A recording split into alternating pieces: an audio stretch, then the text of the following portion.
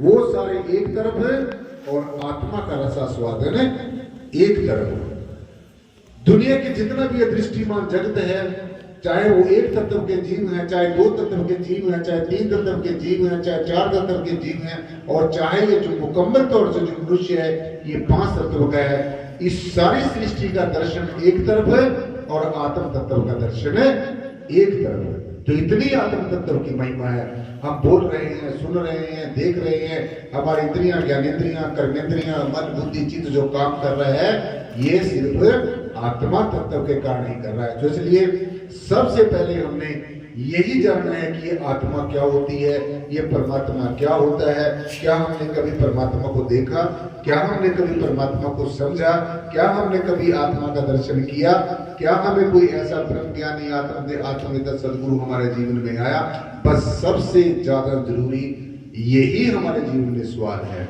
अगर ये हमारे जीवन में है तो फिर तो हमारा जीवन सार्थक हो सकता है। अदरवाइज ये जीवन जैसे हमारा पहले अज्ञानता के वश, ना समझ के कारण, ज्ञान की कमी के कारण हमारे पहले वाले जीवन चले गए, ये जीवन ऐसे ना चला जाए।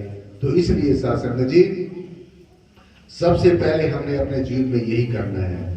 सो आपको जो आत्म तत्व की बात है, जो सभी कारणों का कारण है, जिसके कारण ये सब कुछ हो रहा है, जिसके कारण ये उत्पत्ति हो रही है, जिसके कारण आत्मा के कारण ये परवरिश हो रही है, आत्मा के कारण ये जो है संहार हो रहा है, ये सारा कुछ जो उथल पुथल इस ब्रह्मांड के अंदर है, this is because of the आत्म तत्व। ये आत्म तत्व के कारण ये सब कुछ हो रहा है। तो अब सबसे इंपॉर्टेंट बात हमारे जीवन में यही है कि हमने इसको अपने मूल को जानना है। आत्मा हमारा मूल है, आत्मा हमारा असली परिचय है, ये हमारा असली स्वरूप नहीं है जो आप हमें देख रहे हैं, और आपका भी असली स्वरूप नहीं है जो हम आपको देख रहे हैं।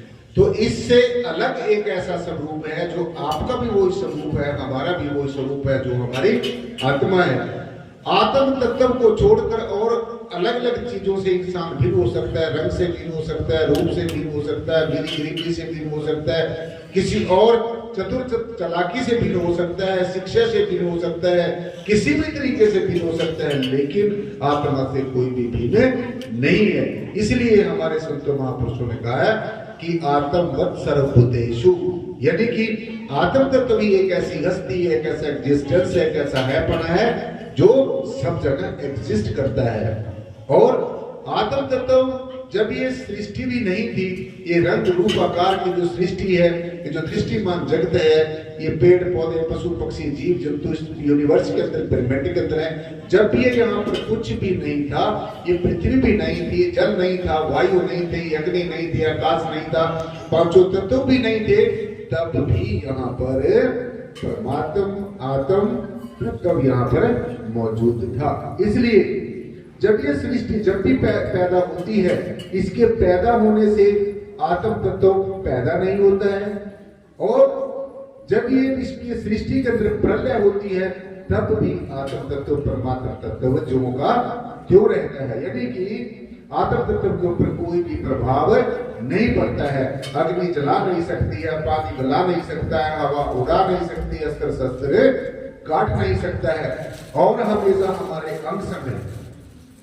हमारा जो असली परिचय है वो आत्मा है, हमारा असली स्वरूप वो हमारी आत्मा है, हमारा जो मूल है, आधार है, वो हमारी आत्मा है। तो इसलिए सत्संग जी आत्मा का ज्ञान, आत्मा का ध्यान, आत्मा की पहचान, ये सबसे ज्यादा जरूरी है, सबसे इंपॉर्टेंट है। अगर ये सवाल हमने अपने जीवन में ये प्रश्न हल कर लिया तो समझो आपका ये मनुष्य जीवन है ये सार्थक सिद्ध हो जाएगा। अदरवाइज अगर ये सवाल, ये प्रश्न हमारे जीवन में हल ना हुआ, ये प्रश्न बनकर ही रह गया, तो ये समझ लेना भी फिर ये हमारा मनुष्य जीवन सार्थक सिद्ध नहीं हो सकता है।